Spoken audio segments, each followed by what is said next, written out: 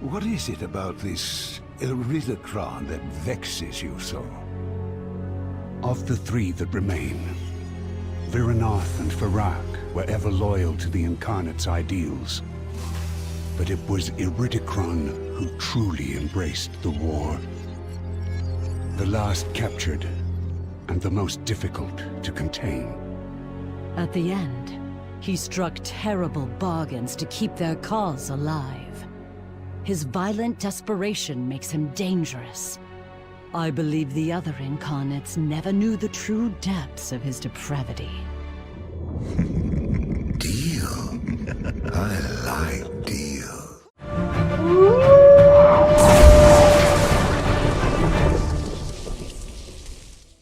Greetings and salutations, everyone. Back at you with yet another video discussion on good ol' Dragonflight. Right after my recovery with being sick too. Anyways, my life aside, we've got a Proto-Dragon to talk about, now that he's been set free from his prison. Iridikron, from what we know, is the strongest of the incarnates. We've actually known quite a little regarding the elemental force that we've been facing, though. These incarnates, these primalists. All that we know is that the Proto-Dragon leaders, represented strongly by their elemental forces of ice, fire, wind, and earth, were not down with the Titans' reshaping of the world of Azeroth and all of Dragonkind, which previously was dominated by the elementals and the elementals alone, until other forces arrived to take Azeroth for themselves. The Incarnates and Primalists wish to return to those primal days of the world, and also see themselves to be on top. Nazormu first brought up Iridikron by talking about his hunger, which greatly disturbed Alexstrasza, and again after being set free, of course. Alexstrasza notes how Iridikron took his war quite far and was known for making bargains and being very desperate. He was also the last to be imprisoned of the Primal Lords, or the Incarnates, rather. Which then begs the question, whom exactly is Iridikron making deals with to keep their cause alive? The Primalists themselves did kind of show up out of nowhere after years of peace. This to me alludes to Iridikron being the predecessor to Neltharion and the successor of Galakrond, in that not only is he a great avatar of the Earth, like Neltharion was, but also in the fact that he gave himself to the old gods out of desperation and for power. Neltharion, after all, had close ties to the Earth too, which housed the many old gods imprisoned beneath, pushing him easily into their world and making himself a tool for their hour of twilight. The cause of the Incarnates was also sparked by Galakrond, a creation of the old gods from Yogg-Saron himself. Plus, the old gods had a strong hand and influence over the elemental lords after fighting with them and dominating them. I also think that noting Iridikron's hunger is also pretty important. While this could just be wording for power and control, Iridikron may also have taken from Galakrond's book. Well, a page out of it, rather. As the terrifying Proto-Dragon was most known for his devouring of other dragons and mutating both himself and those he had consumed. Iridikron may also have attempted this too, possibly, which also adds more to why Alexstrasza might fear him, and why the aspects note his desperate behavior.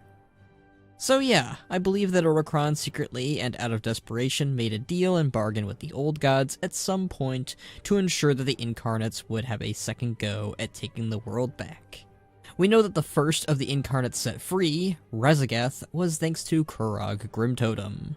Kurog is notably a student of Magatha, and Magatha has quite the extensive history of world domination, elements, and was captured by the Twilight's Hammer at one point. It's possible that Magatha, also desperate for power, might have made some deals to assume her own seat of power at the top, possibly. That, or simply Kurog Grimtotem did this on his own.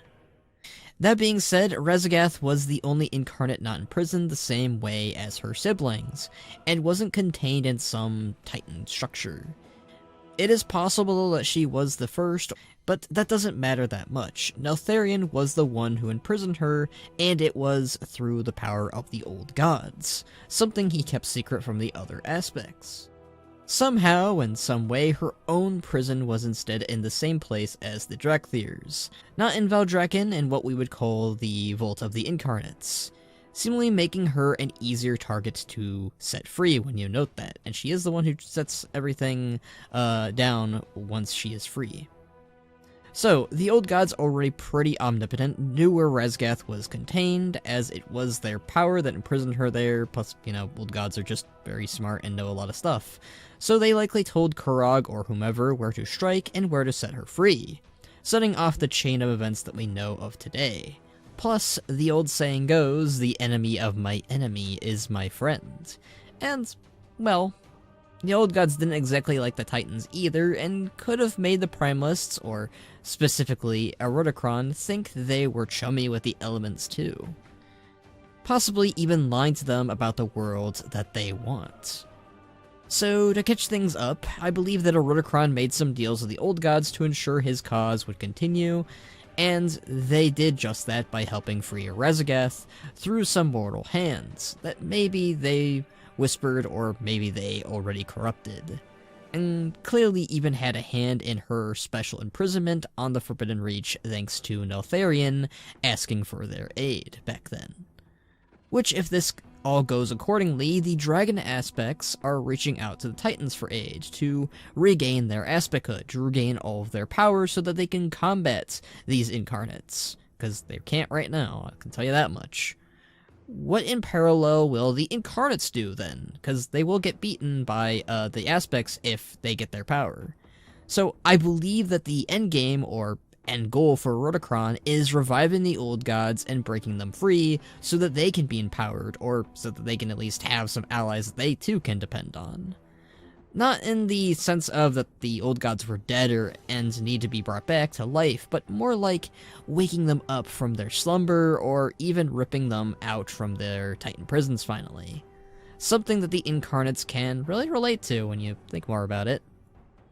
And specifically, I think they'll be going directly to Ulduar to help free Yogg-Saron, who is thus far the only confirmed, still active old god for the time being, of course. Yogg-Saron, again, had quite a hand, or I guess tentacle, in Galakrond's creation. Plus, Ulduar is the Titan city of Azeroth, and it makes sense to strike at their hold. And also free the most effective old god on Azeroth, who created the Emerald Nightmare, Curse of Flesh, and the one that they worship, Galakrond.